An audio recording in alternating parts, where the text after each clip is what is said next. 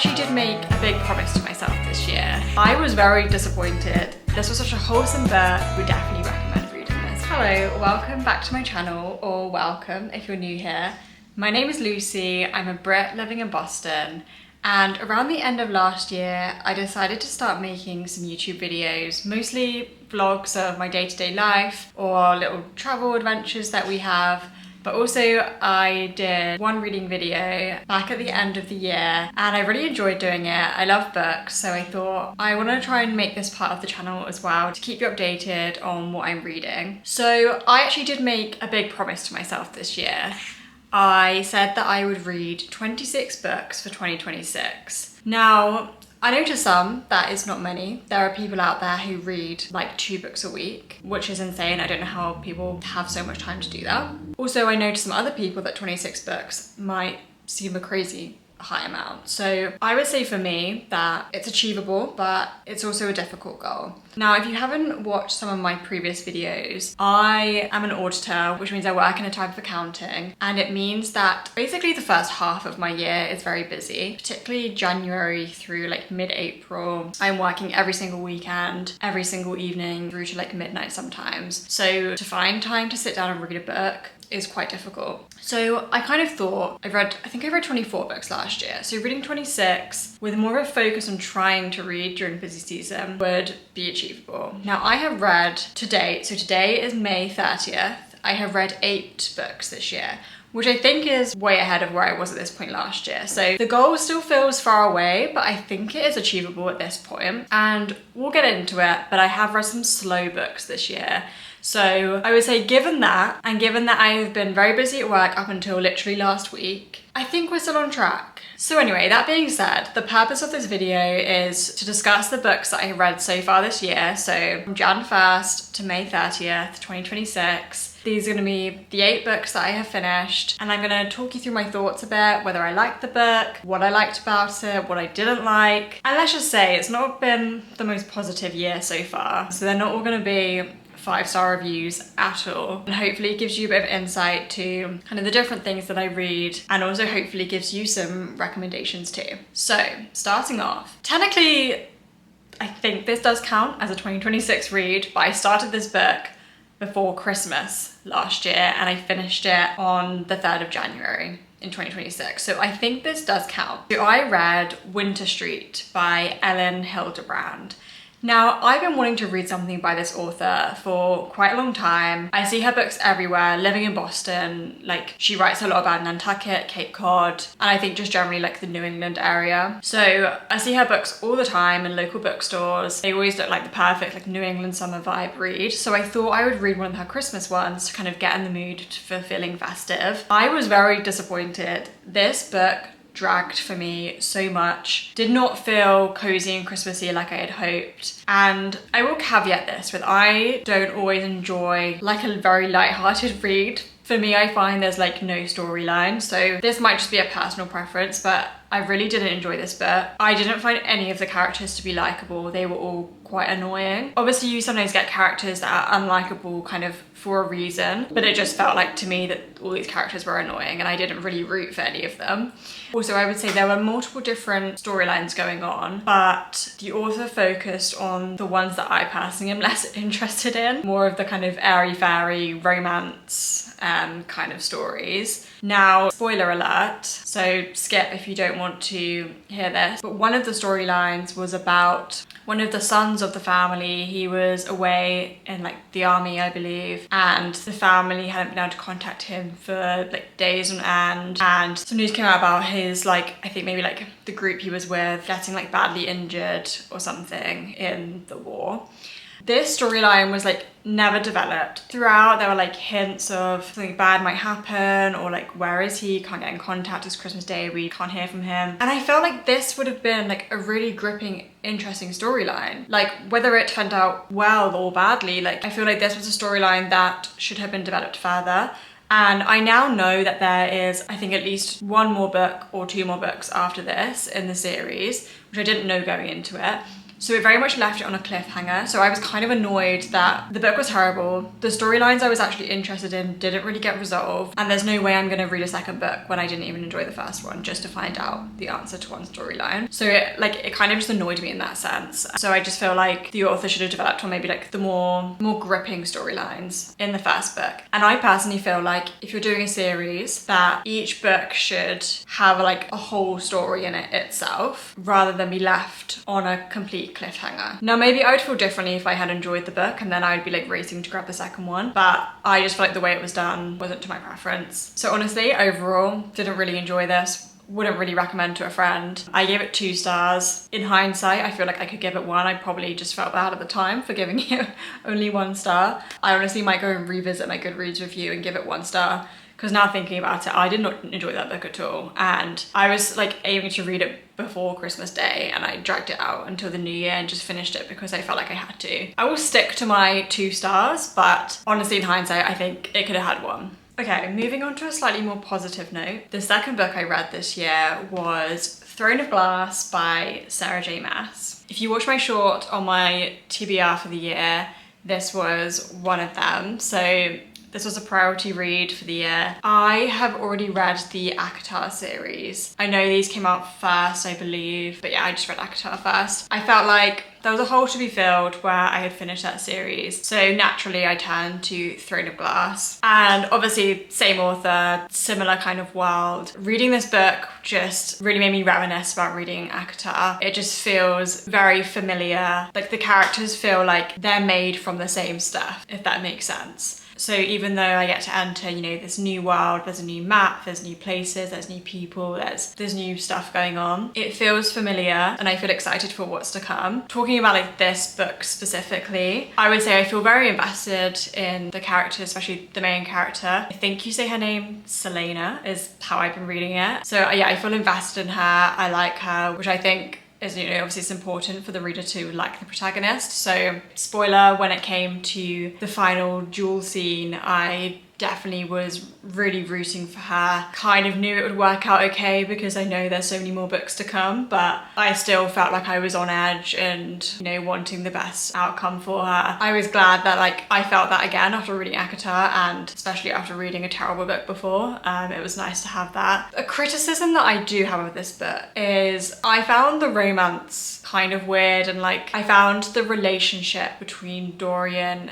and Selena kind of unfounded. Like I did not really understand where this came from. It felt like the author thought that the reader would be expecting the prince, I think he's a prince, to fall in love with the warrior prisoner. Like that just feels like that's the cliche of what would happen. So the author put that in there to make sure the reader was satisfied, and then by the end of the book she was like, tick that box, let's throw that away. And I also feel like it was put in there to create tension between Selena, Dorian and Kale, like further down the line in the series. In present day, and as of May 30th, I have just started the second book, so I don't actually know how this develops too much. I read less than 100 pages and I'm getting the sense that this is the reason for it, but yeah, I don't know, I just found that weird. I felt like there was no build up to their relationship, it just kind of randomly happened, and so I didn't really care for it. But I also do wonder if that was just the point, like it was a bit of a throwaway to create tension between other characters further down the line. So that was kind of my only real criticism, but I would say that wasn't pivotal to the book and the story, so it didn't feel like it created an issue or anything for me. All in all, I would say I enjoyed this book. I got through it with ease. I felt gripped at points. I felt like the character development of Selena was good. I wasn't obsessed with it, but I would say if I'm comparing it to ACOTAR, I didn't really enjoy the first book of ACOTAR, but I pushed through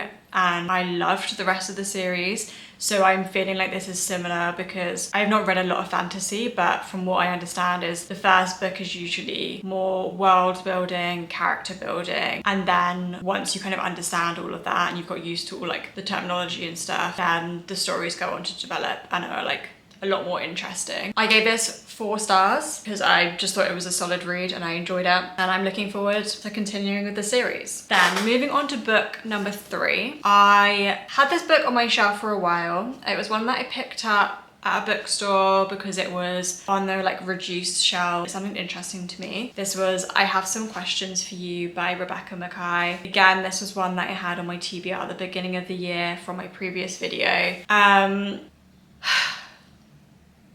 Not the best read, I must say. To give you an overview of what it's about, essentially there was a boarding school in New England where one of the girls there was murdered and a guy went to prison for it. Years later, I think probably like 30 years later, one of her schoolmates, well, it was actually her former roommate, goes back to the school. She's teaching a class there and she starts to like investigate the murder a bit more because she always felt like there was something a bit weird around it. She never felt quite certain that the person who went to prison was the right person to go to prison. So the whole story is about uncovering the truth about what really happened. The premise sounds exactly like something I would like. You know, I kind of enjoy like the academic setting of a book. It's based in New England, which I love, and there's a murder mystery. Like, what is there not to like? But this book dragged so much. 435 pages. I feel like this should have been like 300 pages, slam dunk. The story was dragged out way too much. The nature of it being at a school, there were so many random characters. So like there would be throwbacks to things that happened in the school days, and obviously there's loads of people there. But there were so many just names thrown about that I couldn't recall who they were because they were mentioned once like 100 pages ago. So I didn't really feel like there was character development like of the main characters, but then there were just loads of random characters in the background who were mentioned all over the place, and I found that kind of difficult to follow. And then overall, I would just say the figuring out what happened, the uncovering of clues, all of that dragged massively to the point where when it came to, you know, the final resolution of things, I was kind of bored at that point, and I wasn't really gripped to find out what happened. I just honestly didn't really care anymore. The other thing is this book does like a flash forward into the future, like a couple years into the future or something. I didn't really enjoy that. It was like, it then did the whole like post-COVID thing. Like, let's just leave that out. Let's just have normal life. We don't need to be talking about wearing masks and stuff. I don't know. I just find that kind of annoying. I don't know why, it just annoys me. And the other thing I would say is it felt like there was a bit of a political agenda being forced throughout this book that just didn't really feel necessary to the story. It just felt like it was kind of like stuck like on top of the storyline. It just felt a little bit clunky, I would say, and I won't give too much away, but there's a storyline about the main character's ex-husband, and I just felt like that wasn't really necessary.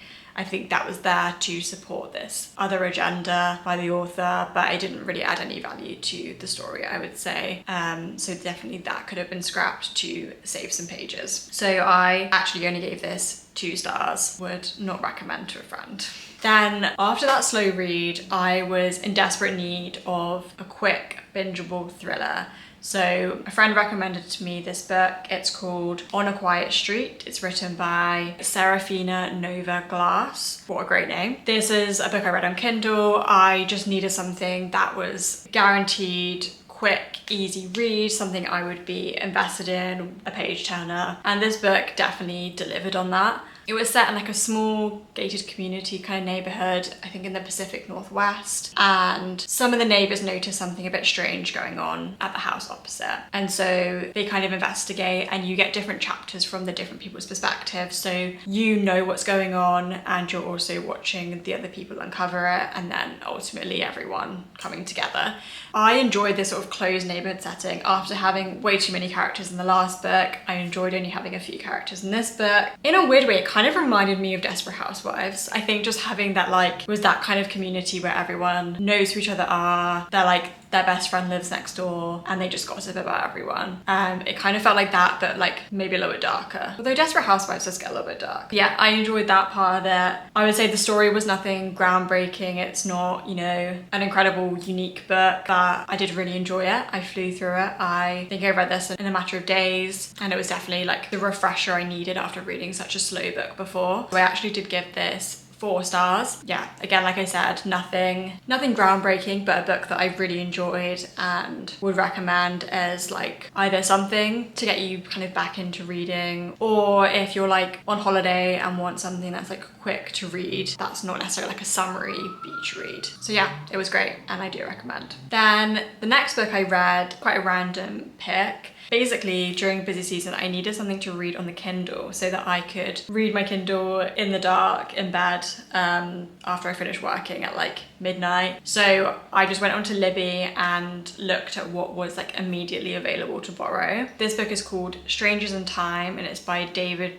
Baldacci. So this was a book about World War II in London, and it's about unexpected friendships during that time. This was such a wholesome book. Oh, and also for context, I had just watched Dunkirk for the first time, so I was kind of in the mood for like a wartime story. So yeah, this was such a wholesome book, but like really sad things do happen in it. The author definitely does not hold back from making the worst happen. So be prepared for that. But yeah, it was a really nice story about people, you know, that would never be friends in any other scenario, finding each other during this dark time. And also I would say, like, I don't know, you know, it's not a factual book. It's not based on a real story or anything as far as I'm aware. But I would say like it's very insightful to just help you picture what it would have been like during that time, you know, especially in a city such as London where all the homes are being destroyed. Like, it does help you picture what that would have been like, which I feel like is very insightful. I would say the only thing on the negative side of this book is it did feel like a long book. I think without checking, I think it was around the 400-page mark. So I do think it could have been a bit shorter. It wasn't, you know, like a quick choppy book, but because the character development was so strong, I think that's why I was able to get through it, you know, mostly why I enjoyed it, because I really liked the characters and I wanted to see, you know, how their relationships progressed. And I think this book would make a really great film. It's definitely would be perfect for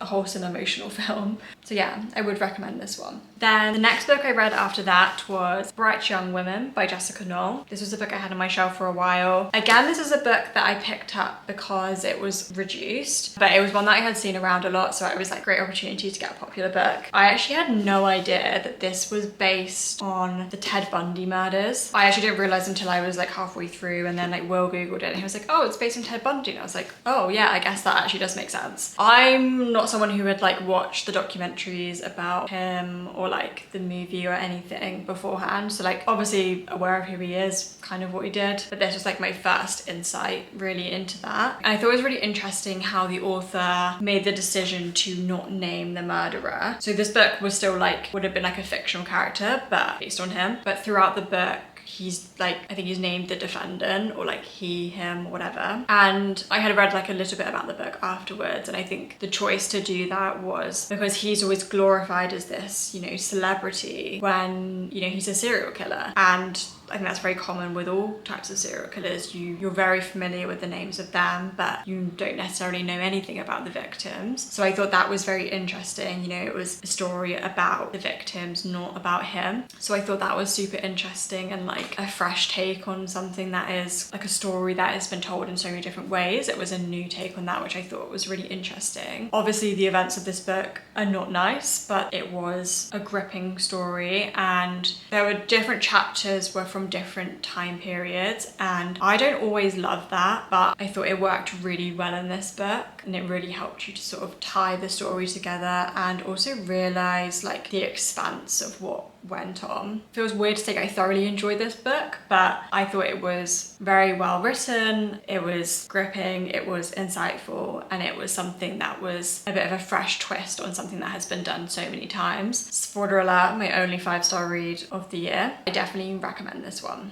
Then book number 7. This was a book that came very highly recommended. I had super high expectations. People that I know have read it and given it 5 stars and said it was amazing. And I've also seen things on social media about like influencers reading it and giving this 5 stars. And I think a lot of people were like obsessed with this book, but I was kind of disappointed. Now this book was Beartown by Frederick Backman. I'm not familiar with this author at all really. This is the only thing of his that I read. This book is about a town, I think in Sweden. It's like a very small town, and the main thing that this town has going for it is its junior ice hockey team. And it's about kind of how maybe that could end up being toxic and lead to bad things happening. And something bad does happen, and it's about how that impacts the town. So without giving too much away, that's what it's about. I did think the character development was really good. There were quite a few characters in this, but I felt like I was invested, you know, in the nice ones.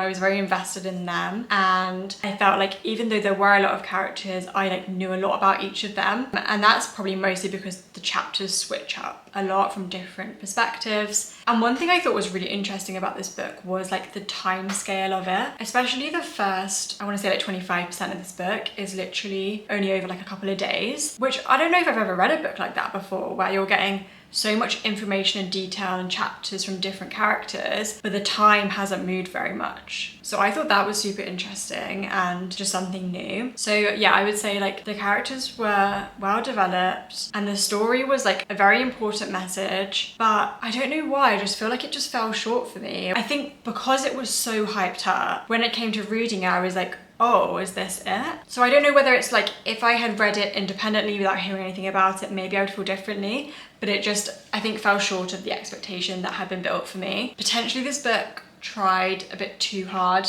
with the deep and meaningful messages, like not even just what the storyline was, but like in the way of writing, there were a lot of like deep statements just trickled in throughout, which I think for me, I'm just like, that's just not needed. We can understand the message without having to point things out like that. So yeah, I think the underlying story was like a good story. It was well developed. It was very meaningful, probably very realistic. But all in all, I was just a little bit disappointed and didn't think it was quite as amazing as I had expected. So overall, I give it 3 stars because I can appreciate that it is a good book, but it wasn't a great book for me. Moving on to the most recent book that I have read. This is Flowers for Algernon by Daniel Keyes. Now this is quite an old book written in the 60s. Again, this has been on my shelf for quite some time and I finally picked it up and I read the whole book last weekend. This book is very unique. It's not like anything else that I have read. I think it's a completely different idea. And I would say like the first at least 25% of this book really tugs on the heartstrings. It is emotional and it's a book that really makes you think about like humanity and society, and like in contrast to Beartown, like it does that really well without having to state the obvious. So I think it's like quite a powerful book in that way. Parts of it are just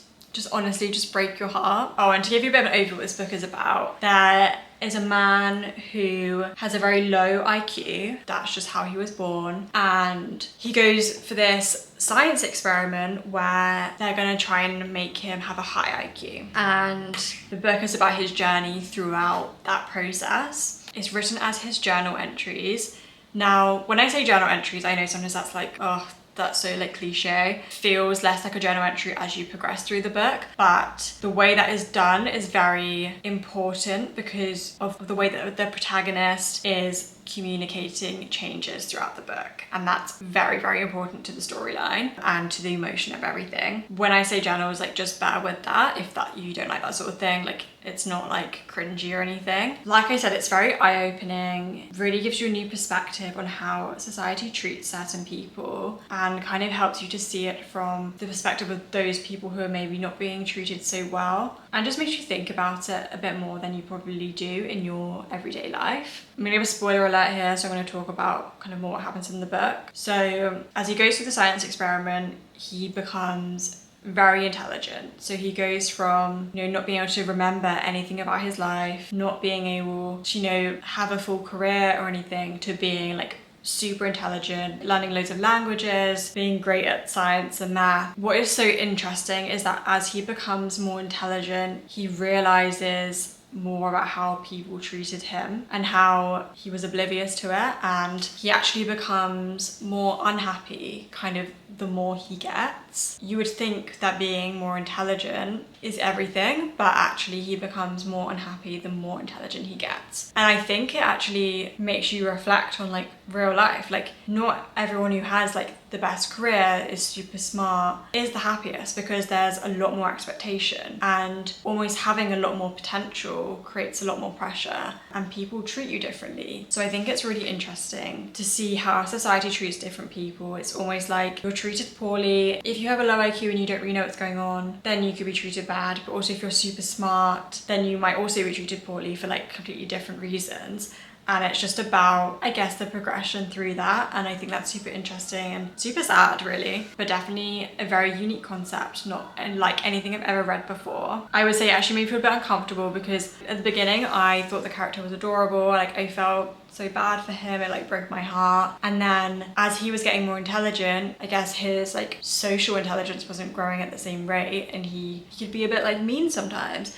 And I found myself liking him less and less, but then I was like, now I'm just as bad as all the horrible people in the book. It does make you feel uncomfortable, but in a very thought-provoking way. So I think the book really achieves what it sets out to do. I would say the only thing with this book is maybe around like the 75% mark, it had a bit of a lull. I kind of wasn't really sure how it was going to end still, but I guess it got a little bit samey for a little bit, but I wouldn't say that's overall like detrimental to the book. That's just an observation. But overall, I really enjoyed this book. A little bit depressing if I'm honest, but very thought-provoking and an interesting concept. So overall I gave this 4 stars. It wasn't quite a 5-star read for me, but was a very, very good book. So yeah, I would definitely recommend reading this, I think. It will be unlike anything else you've read, I think. So all in all, those are the 8 books that I have read so far in 2026. Currently I'm reading Crown of Midnight, which is the second Throne of Glass book.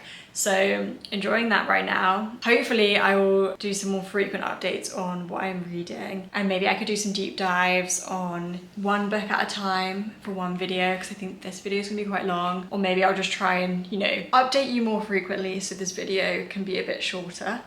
I hope you enjoyed this. Let me know in the comments if you agree with any of my opinions or you completely disagree. I would love to hear your perspectives. And you can also follow me on Goodreads for the live updates on what I'm reading and my reviews. Thank you for watching. Please don't forget to like this video and subscribe. I appreciate every single view, like, subscription. It doesn't go unnoticed. So thank you for taking the time to watch, and I will see you in the next video.